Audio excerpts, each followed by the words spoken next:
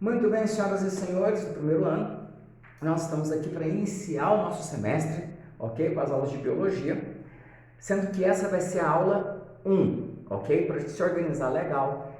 Todas as minhas aulas serão gravadas neste canal e essa é a aula 1 do primeiro ano de biologia.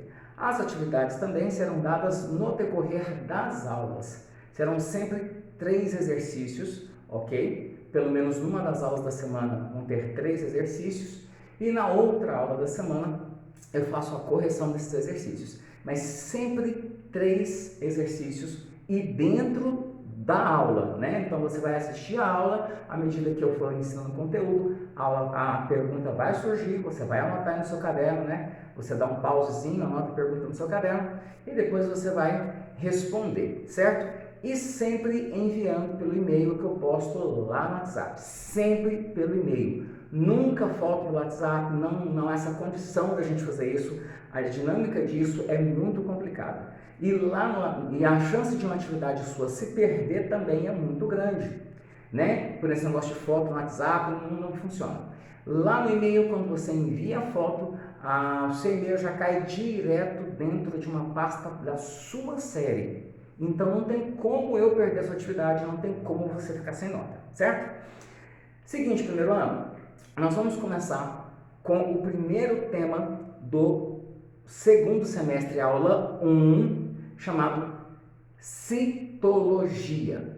Citologia é o estudo das células. Cito, do latim, quer dizer célula.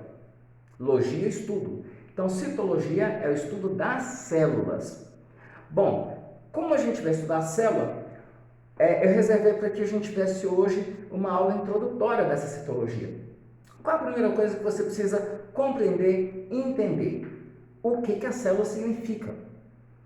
Para o ser vivo, a célula é denominada como unidade morfofisiológica dos seres vivos. Puxa, professor, que palavrão é esse? Calma aí que eu vou te esclarecer tranquilo isso aí. Unidade morfofisiológica quer dizer o seguinte: morfo quer dizer que a célula dá forma ao ser vivo. Você já deve ter assistido um episódiozinho de Power Ranger lá atrás, eu tenho certeza. Não adianta falar assim que não, nunca assisti. Assisti Power Ranger sim. Você lembra que eles batiam no relógio assim e falavam, é hora de morfar, porque eles iam mudar de forma. Então, quando diz que a célula é a unidade morfo, quer dizer que é a unidade que dá forma ao ser vivo.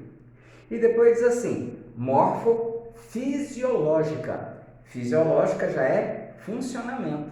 Então, quando eu digo que a célula é a unidade morfofisiológica dos seres vivos, eu estou dizendo que essa célula dá forma e funcionamento para os seres vivos, certo? E aí vem a primeira questão, o primeiro exercício que você vai anotar agora no seu caderno para responder e enviar para mim. A pergunta número 1 é o seguinte: o que a célula representa para os seres vivos? Perguntando é bem simples. O que a célula representa para os seres vivos? Poxa, galera, acabei de falar agora. Daí você vai explicar lá para mim a resposta nesse exercício. Vamos continuar então. Já que eu já sei o que a célula significa, nós vamos ver o seguinte. As células não são todas iguais. Existem células de diversas formas, tamanhos e funções. Vamos lá de novo? Existem células de diversas formas, tamanhos e funções. Tem células estreladas, como é o caso dos neurônios, tem células arredondadas, como é o caso dos glóbulos vermelhos, tem células disformes, tem células de todo tipo de forma. Tem células de todo tipo de tamanho também, por exemplo. O ovo, por exemplo, é uma célula. E tem células extremamente pequenas, como alguns tipos de bactérias. Então tem células desde as maiores até as células microscópicas, mas muito mais do que microscópicas. E as funções dessas células também são muito diferentes, são muito diferenciadas. Toda célula tem uma função, principalmente nos organismos que a gente chama de pluricelulares, onde eles formam tecidos, as funções das células são muito diferentes. E é nesse ponto também onde a gente pode explicar que os organismos no que se refere ao número de células, eles vão variar entre unicelular, multicelular e pluricelular. Vamos ver a diferença? É bem simples. Unicelular, muito mole. Só tem uma célula. Exemplo, bactéria. A bactéria só tem uma célula, é unicelular. Multicelular tem várias células, mas são todas iguais, não tem diferença entre elas. O melhor exemplo disso são as algas multicelulares, porque tem alga unicelular também, mas as algas multicelulares, elas têm aí várias células, mas são todas idênticas, todas iguais. E por último tem as pluricelulares. Pluricelulares são aquelas algas, são aqueles seres vivos que têm várias células, mas que essas células são diferenciadas, são divididas em tecidos. É o nosso caso, o caso de todo e qualquer animal, é o caso das plantas. Nós, por exemplo, vamos pegar o ser humano, a gente tem tecido muscular, que é formado por células musculares, tecido nervoso, que é formado por células nervosas, tecido epitelial, que é formado por células epiteliais, tá vendo aí? Então, no caso do pluricelular, são várias células, mas com diferenciação. E aí vem a pergunta de número 2 para você. A pergunta que você vai anotar de número 2 aí no seu caderno é a seguinte: qual a diferença entre os indivíduos multi e pluricelulares?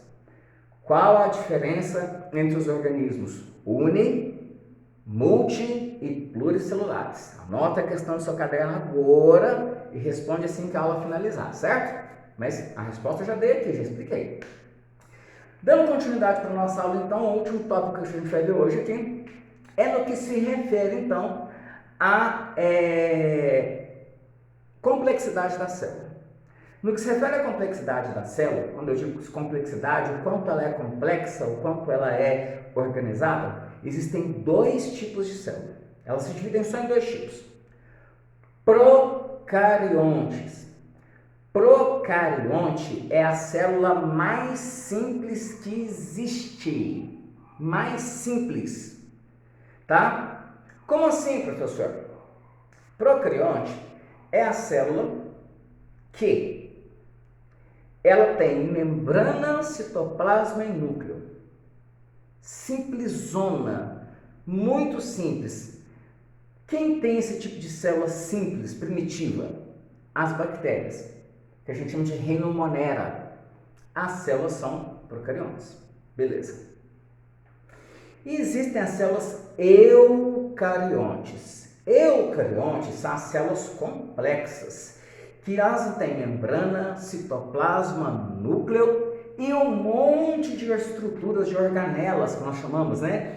Que elas têm ribossomo, retículo endoplasmático, lisossomo, tem um monte de estruturas que estão dentro delas e que, além da membrana plasmática, citoplasma e núcleo, elas são muitíssimos mais complexas. Quem é que tem célula eucarionte? Os outros reinos todos, né? Os fungos, que é o reino fúngico, os protistas, que são os protozoários, as algas, o metazoa, que são os animais, o metáfita, que são os vegetais. Então, todos os outros seres vivos, além das bactérias, são eucariontes, têm células complexas, enquanto que o procarionte é a célula mais simples, é a célula que só tem membrana, citoplasma e núcleo, ok? Agora, preste bastante atenção. Terceira questão que você vai copiar no seu caderno agora e vai responder para tirar foto e mandar no e-mail que eu vou passar para você, lá na postagem no grupo. Qual a diferença entre células procariontes e eucariontes? Terceira pergunta, qual a diferença entre células procariontes e eucariontes? Certo? Veja bem, hoje, dia 4, eu estou passando essas questões para vocês, certo? Você vai assistir a videoaula e você precisa me enviar estas questões no meu e-mail até a próxima segunda-feira, que é dia 10, certo? Você vai enviar essas questões até a próxima segunda-feira, dia 10. A partir de agora, nós precisamos cumprir prazos, mandar essas atividades e comprovar quem está fazendo e quem não está fazendo para que vocês tenham média. Então, passou desse prazo, aí a sua atividade fica difícil de receber, certo? Então, estão aí as 3 questões que eu dei durante a aula, você responda, fotografe e mande no e-mail que será postado junto com o link dessa videoaula lá no grupo de WhatsApp. Galera, até a nossa próxima aula, tá? Fica com Deus, boa aula para você e até mais, se cuida!